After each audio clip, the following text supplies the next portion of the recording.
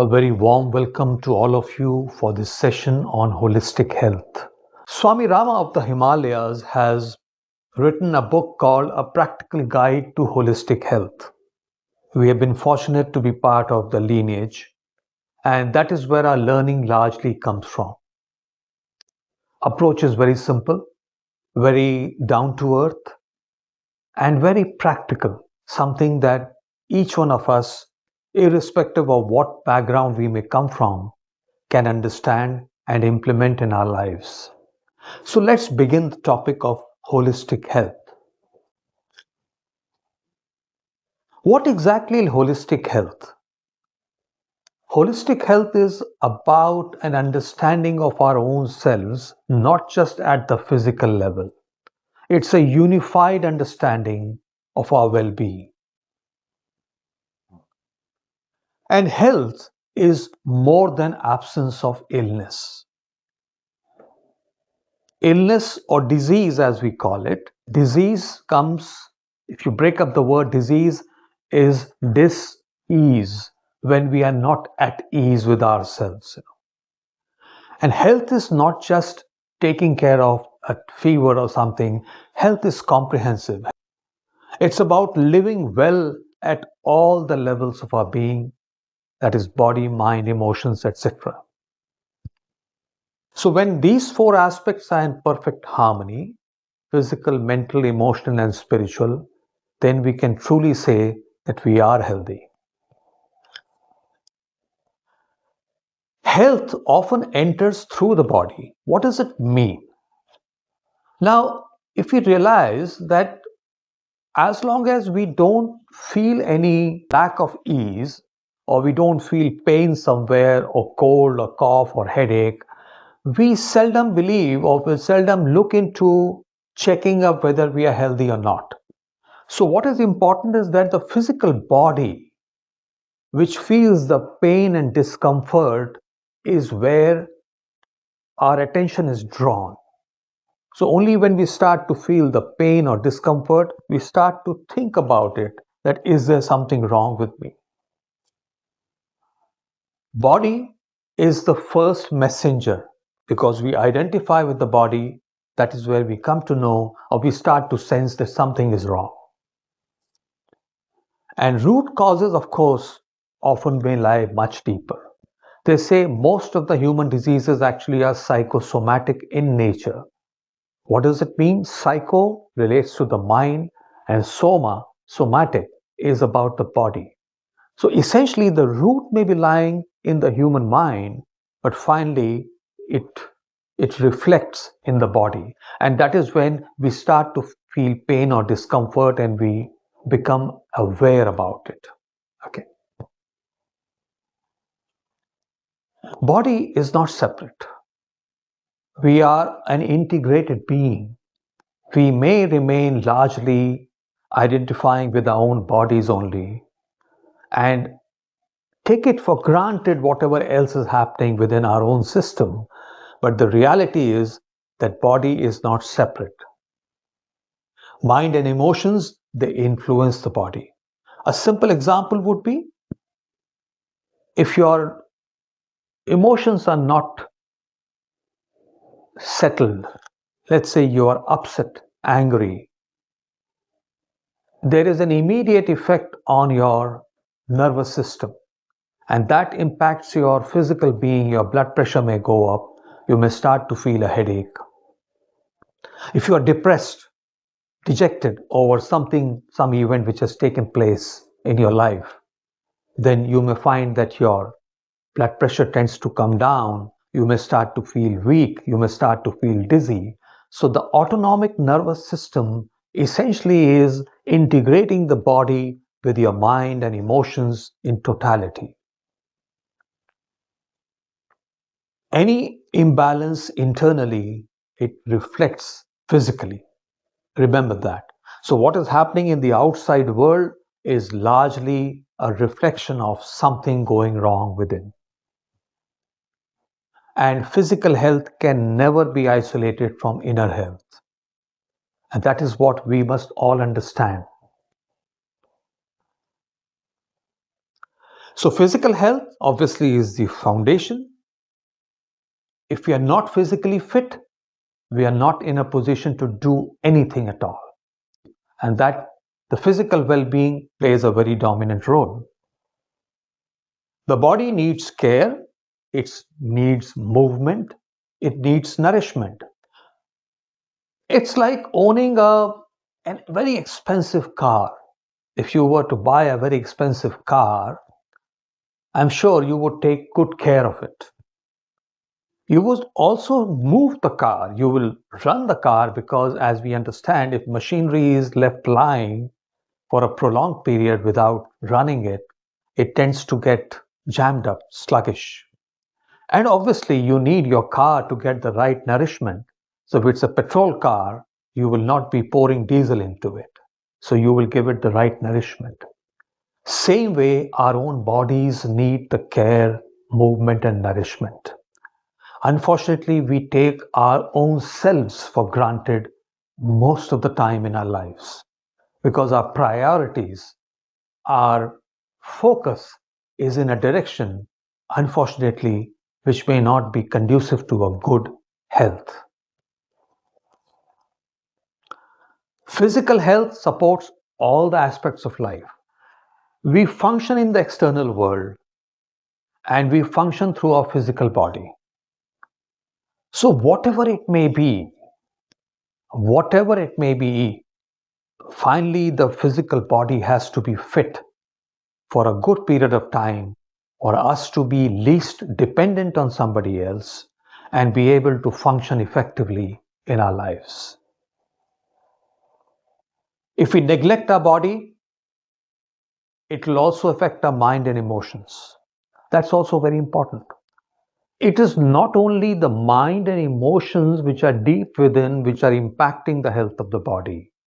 It is also the body, if it is not taken care of, will also start to affect the mind and emotions in a negative manner. So, when we talk about maintaining good holistic health, the first important part, the first important aspect that we need to understand, and as Swami Rama says in the Practical Guide to Holistic Health, is about cleansing. So we don't even get to the stage of nourishment yet. We first get to the stage of cleansing. And we need to understand the body is designed by nature so that it takes care of its own well being. And cleansing becomes a very important part. Can you imagine if a room is all cluttered all over the place? You may not even like to enter the room, generally. Same way, you also realize that the days when your stomach bowel movement has not been very good, you don't feel like eating. Even though the best of foods which are most to your liking may be available in front of you, but if your bowel movement has not been good, if you're feeling heavy, then you don't feel like eating. So, first important part is to understand how the body cleans itself. Efficient elimination is vital. We must understand how the body cleans. It has to eliminate the waste from the system. The internal cleanliness is as important as the external hygiene. What does it mean? That just having a good bath, cleaning the body externally, is not at all good enough. Your whole system internally has to be clean so that nourishment can be brought in. The waste must leave the body regularly for your vitality to be existing, for your vitality to be maintained. And that's very, very critical. Just pause for a moment and feel right now how heavy or light your body feels. Just pause. You may gently close your eyes and just try to observe. Are you feeling very heavy, sluggish because of too much of food and not enough cleanliness of the internal systems, you'll get a feel. If we keep asking ourselves, keep observing ourselves, we will be able to see it very clearly. As you can see in this diagram very clearly, we eliminate the waste from the body by several means. One is our bowel movement, the stool that we pass. The solids that we eat after getting absorbed in the body systems, then they pass on to the large intestines and get cleared up on a regular basis as we visit the toilets. Urine is another aspect. It cleans the body of several wastes, and that's also important. Regularly having fresh water, passing urine is important to keep the system, the bladder clean. We also clean the body through the sweat. So if you sweat well on a daily basis, then you also eliminate the toxins from the body through the sweat. And of course, our breathing every moment, every minute is helping us exhale the carbon dioxide, the waste gases, and inhale oxygen, which is so important for our existence. So, body has systems which are there to eliminate the waste, and that has got to be functioning well, because if the system is not clean, then you will not be able to take nourishment in, to absorb and provide energy to the body. Once cleansing has been taken care of, next comes the nourishment, food that we eat. In very simple terms, I think it's good for us to look at food as a fuel. Just like we need the right kind of fuel to run our vehicle, same way the right kind of fuel is needed to run this body. Of course, food has been traditionally, culturally associated with many things that we do in a social condition or in a social environment, which is fine, which in a way gives more meaning to our lives. But yet we must remember that at the end of the day, food is the vital fuel that we need to run this vehicle that we carry with us. So it's a fuel for the body. It's not so much about whether we eat vegetarian or non-vegetarian. And I would not like to get into that as a discussion point here. But if you look at things, there are many arguments in favor of why vegetarian would be good. But we must remember one thing, that ultimately what you are seeking is energy in your body. Okay. So obviously, if I am living in the North Pole where there is no vegetation at all, so I can't even discuss or talk about being a vegetarian unless I'm carrying frozen vegetarian food with me, which may be possible. How much nutrition that would have is a question mark by itself. But what we must understand, that if conditions allow, we can make a choice. One way to look at non-vegetarians is that they are basically secondary vegetarians. What does it mean? As Swami Rama says, that a non-vegetarian gets his fuel or energy from the meat of an animal or a bird, which has got its own nourishment from the plant kingdom. So essentially, the real energy is coming from the plant kingdom itself. That's one aspect. The second aspect which is important is that slowly you may like to evaluate, as you become more aware of your own body and metabolism functioning, whether certain kind of food actually suits you or not. This comes more by awareness.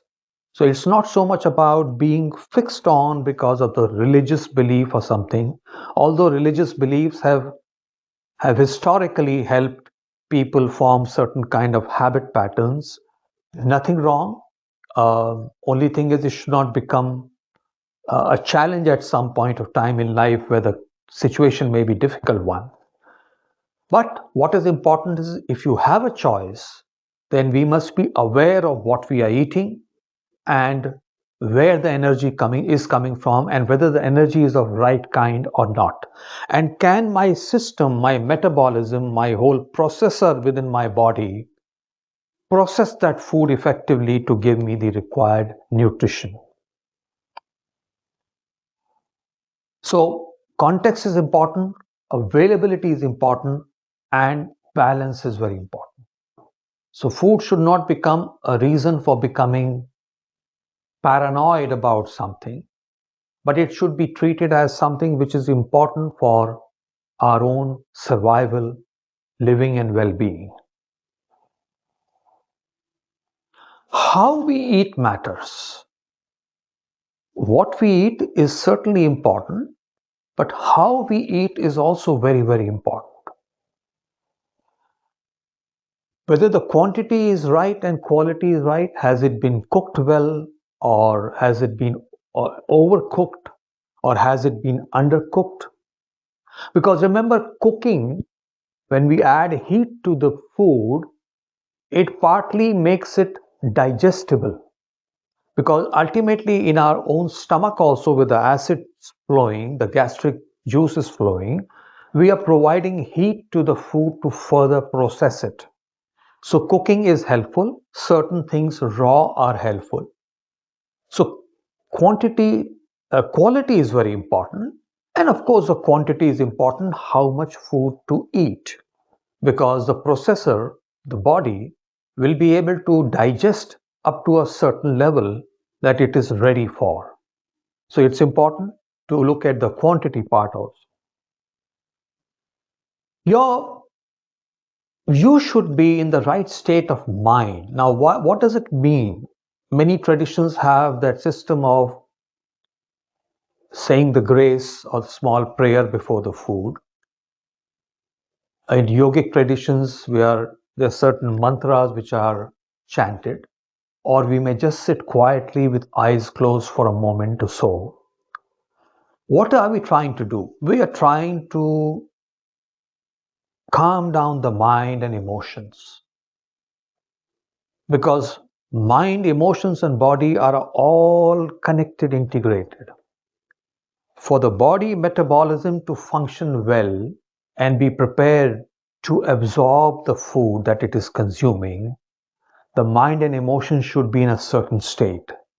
So if we can eat food in a quieter place with less distraction, with a more peaceful and happy state of mind, then our metabolism will be able to prepare itself better to absorb the food to provide us the right amount of energy. The right method of preparation, we talked a little bit about the quality. So whether it is overcooked, undercooked, these are important aspects. Too much of oil, too much of chilies, because that is just going to satisfy the palate. But what happens after that into the stomach, into the long, uh, small intestine, the large intestine, we are often not aware, we are often not bothered, because we try to, because we just take it for granted. So preparation is very important. The tastes, it's important for the food to have the tastes, because certain kind of tastes are also responsible for creating certain juices in the mouth. The saliva is there which starts to digest the food, the acids in the stomach. So taste is important for us to give signals to the body to start preparing. But indulgence in taste sometimes could be counterproductive. And indulgence in taste can often lead to the quantity being tossed away for good. And that may affect the digestive system. Nourishment is primarily. It's primary and we cannot avoid. Once we have kept the system clean, nourishment will play a very important role in giving us the right fuel to run this system so that life remains meaningful, doing some worthwhile work. Third important aspect that Swami Rama talks about after cleansing and nourishment is the exercise or movement. Now, body is like a machine. As we said earlier, you put the machine away, lock it up for weeks and months, it starts to give you trouble in starting up. Body needs some movement. Body is meant to do certain work. Body is meant for us to perform in the external world and to be able to fulfill all our aspirations. So body needs to move. Our profession, our work at home may be of certain nature, which gives us enough exercise. But if we are leading certain different kind of lives where we have an office job sitting on a chair throughout the day, then we need to bring in the movement, the exercise. That's very, very critical. Body is designed to move. Inertia leads to sluggishness, as we just said. And movement keeps the metabolism active and healthy. That's also very important. When the body moves, the blood circulates, we breathe, the lungs expand, and that starts to impact the entire system. The nervous system also becomes more healthy. The body's response to certain external conditions they become better, and the metabolism, which is responsible for functioning of all the different systems within the body, also starts to function more effectively. Next is the structure and the spine. The spinal cord is where the central nervous system is located. And all that we do in the external world is essentially happening through our nervous system. If you get an idea in your mind wanting to do something, remember that the mind through the nervous system will actually give signals to the different organs of the body, the hand and the legs to move and perform certain action.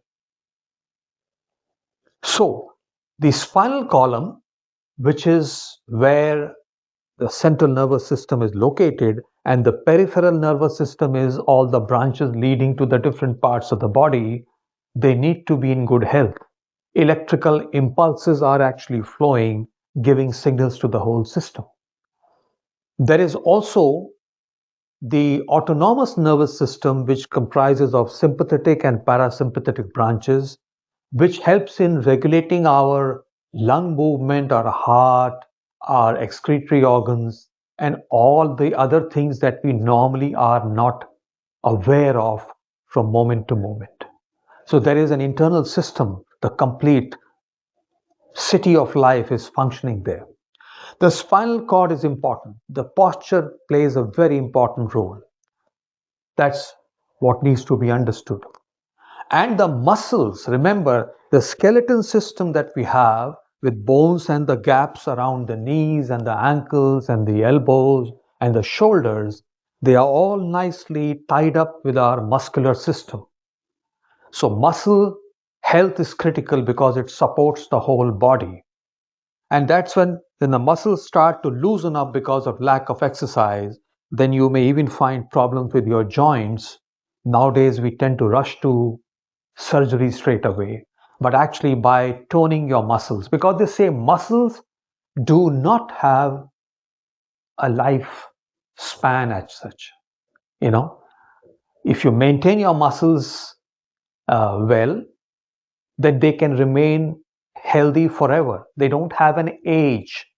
So that's why movement of body is important to maintain the health of the muscle.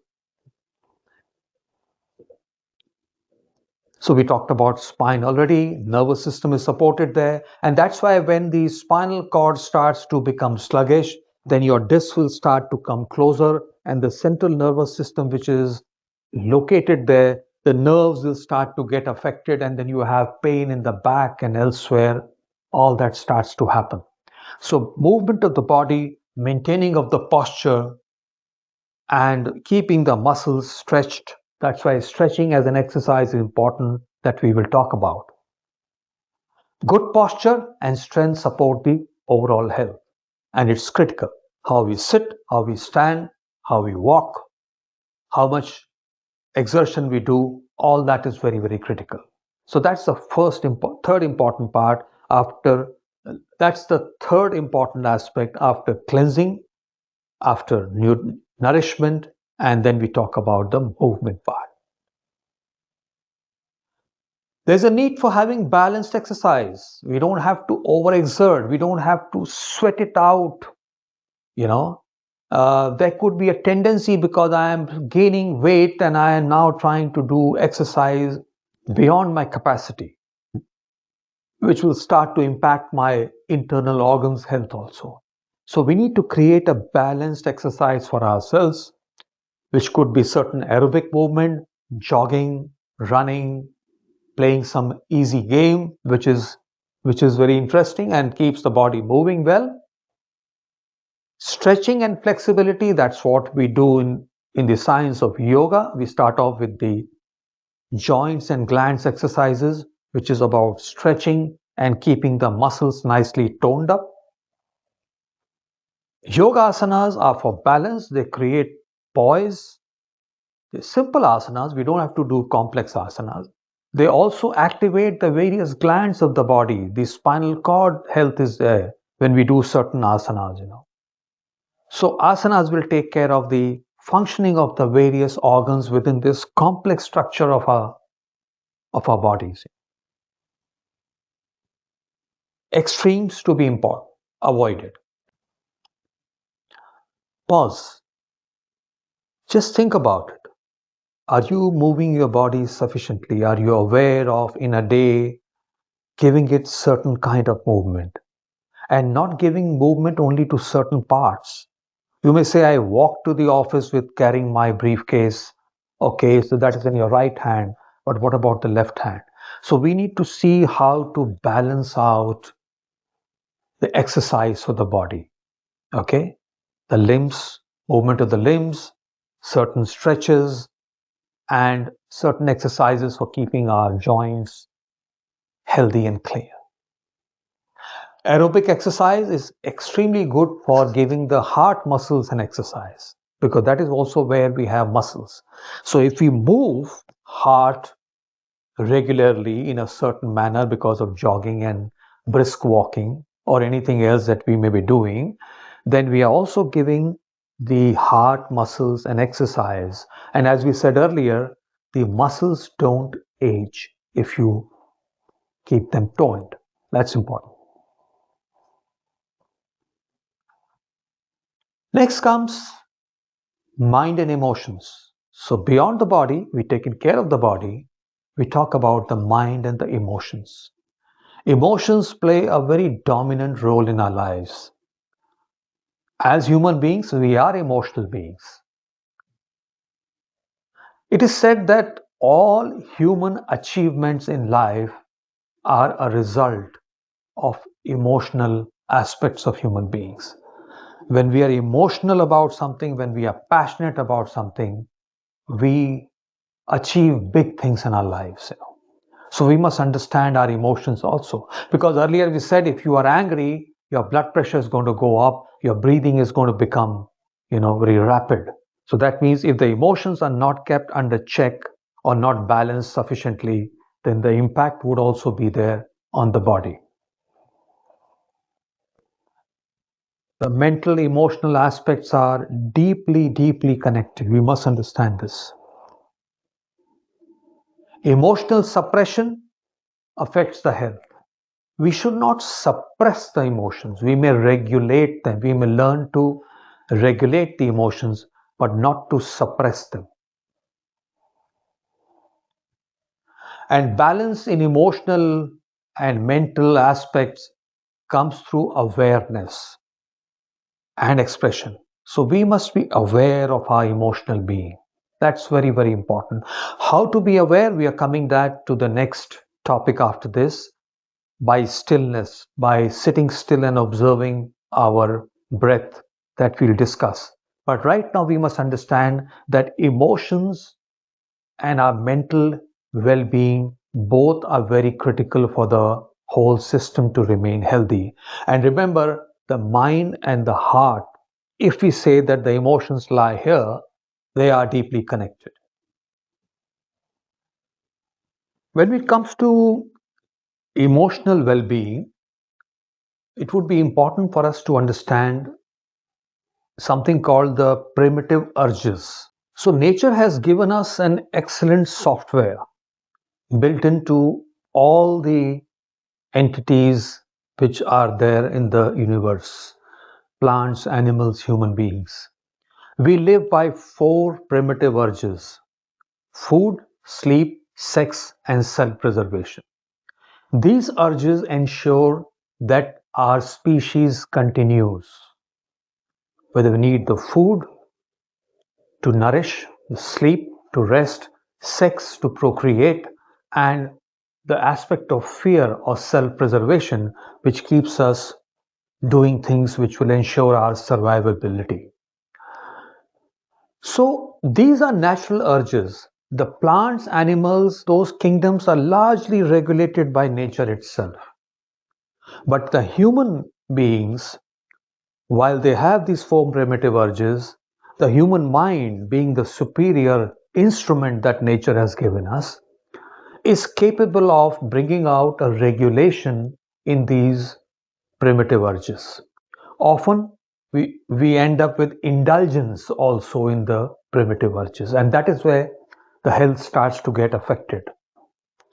So, if we look at very carefully, most of our negative emotions of anger, fear, anxiety, guilt, they all emerge from unregulated primitive urges. It's just a matter of going deep and evaluating whether food, the sleep, sex, and self preservation, these aspects in our minds of how much to consume, etc., etc. And when these desires or these primitive urges are not fulfilled or they are overindulged in, then negative emotions start to emerge. Four aspects we talked about. Health lies in regulation and not suppressing them. So we need to regulate. For regulating something, we need to be aware. We need to have that kind of a control, not to suppress, but to regulate and allow the right allocation in each of the areas. Awareness brings this maturity, and that's very, very critical. So now we are slowly moving from the physical part of the system, the body, to our minds, and slowly talking about aspects of awareness. So emotional balance, when we talk about emotions being not in balance and negative emotions emerging, as we just saw, how do we regulate our emotions? And the answer lies in certain activities which are more creative in nature. We could be taking up things like music, art, and creativity if we have interest in them. Some time with the family and loved ones where you are absolutely at ease, doing certain things together as a family. Healthy expression of your emotions will prevent the inner pressures from building up. So it's important for us to be able to express our emotions through these activities, whatever may be of interest to us. And it should be an activity where there is an action involved. Watching a movie endlessly sitting on the couch, that would not be called a positive expression. So healthy expression is something that you do physically: music, art, etc., whatever it may be. Nourishing the mind, since we talked about the mind and emotions both play an important role in keeping the body fit and healthy, we need to keep our mind also active, the brain working. And this is where doing certain things to keep the mind engaged. It could be meeting new people, talking to them, discussing, reading something new, gaining new knowledge, doing something like that will help in nourishing the mind. Because mind also, same principles of body apply here. When we talk about cleansing, so we remove what is in the mind and what may be disturbing, and we take in fresh inputs because mind is the instrument through which we perform wonders in our lives. Curiosity and learning keep the mind alive. So, if we are curious about learning new things and not letting our ego take over in our lives, where we feel nothing more is left to be learned, or even whatever has to be learned, it's more for any vested interest, then if we can avoid that situation, then curiosity and learning will keep the mind really alive and kicking. And we remain open. We remain open to learning new things. We prevent stagnation and so on and so forth. Take a pause. Just close your eyes. Think about it. Are you still curious about learning new things at whatever stage of life you may be in? Are you still interested? Does it still excite you to do something new, to learn something new? It could be simply in your own chosen field of profession, or if you are a homemaker, could be simply a new thing that you may like to try of how to decorate the home better, how to make a new dish, and so on and so forth. It's about that creative aspects we are talking.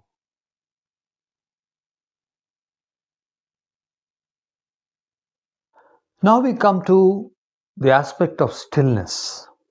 It's a separate chapter as Swami Rama talks about stillness, and that's a subtle dimension.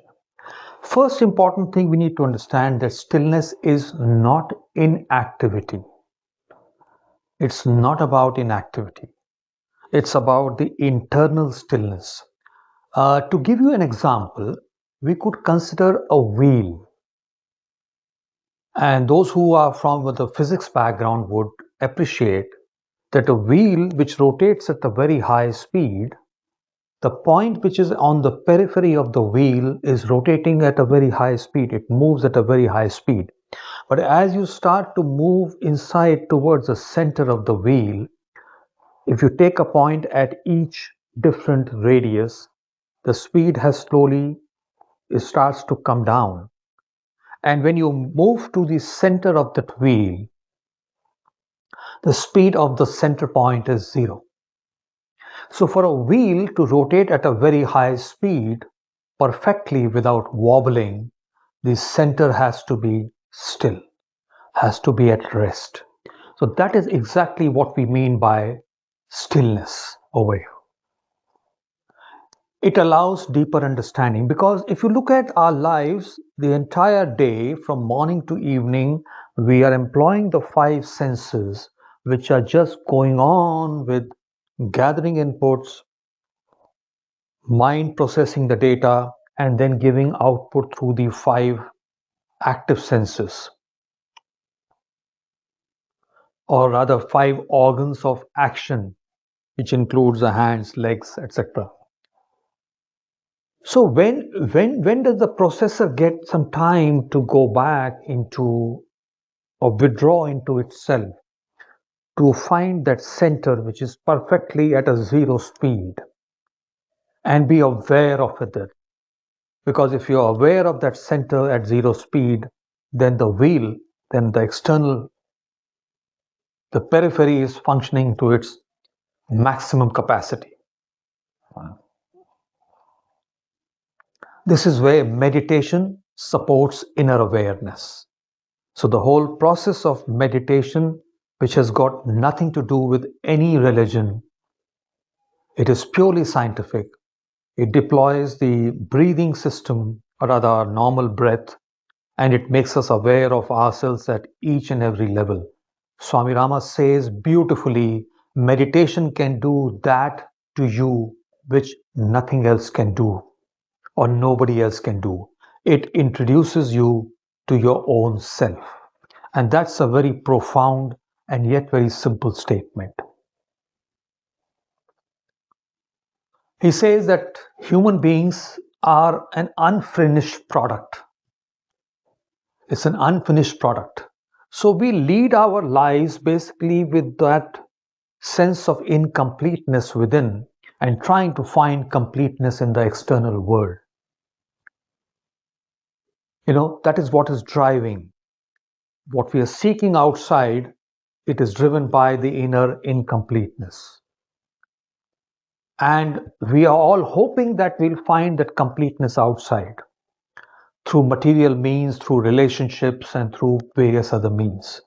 So that is throughout going on. And the whole social structure, the cultural conditioning of society is such that we are always told to seek things outside, generally outside. Going within is seldom even discussed, barring in certain homes or certain cultures.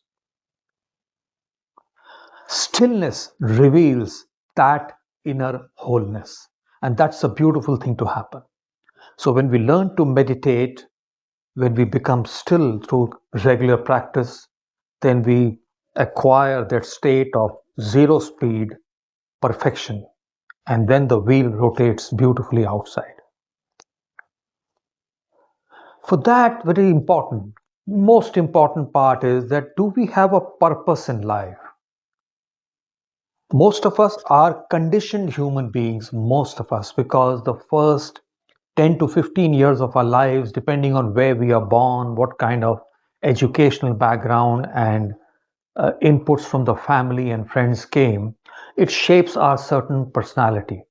And we all start to assume that personality and say that this is what I am. And we try to lead this life externally with the help of that conditioned personality.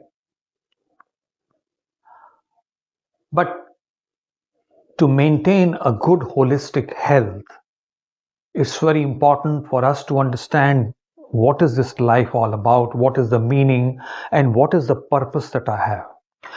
Very important aspect. The purpose of life cannot be just maintaining this physical body or keeping the mind stable. Ultimately, this body mind complex has to perform something outside of itself. A vehicle has to take the passengers from point A to point B. Only then the existence of that vehicle would be of any value. Same way, this mind body complex of our own has to have a purpose and a meaning. And that's critical.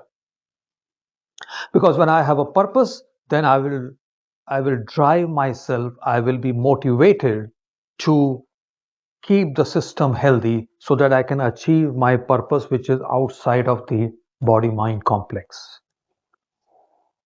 And that meaning gives direction to choices. Then we have choices. Do I need to eat this or not eat this? Do I need to lead this kind of life or that kind of life? Do I need to have this kind of company or that kind of company? I keep a choice is ours. What do I want to do? So we need to look at each one of us. Each one of us has to look at it deep within to find out what are my priorities, what is my choice. Very, very important aspect. Once we have talked about the stillness aspect, we must understand that the breath, the human breath is the most important aspect of our existence.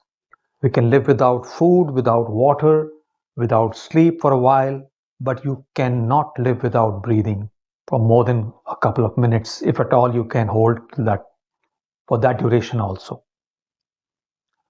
And we all have a bond to breathe very, very effectively when we were small babies in a diaphragmatic manner, using our diaphragmatic muscles to breathe effectively and most efficiently. But we have lost that.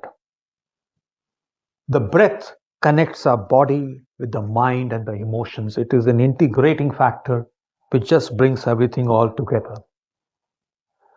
The diaphragmatic breath, it calms the system. What we can see on the screen right now is a specific asana called the Makara asana.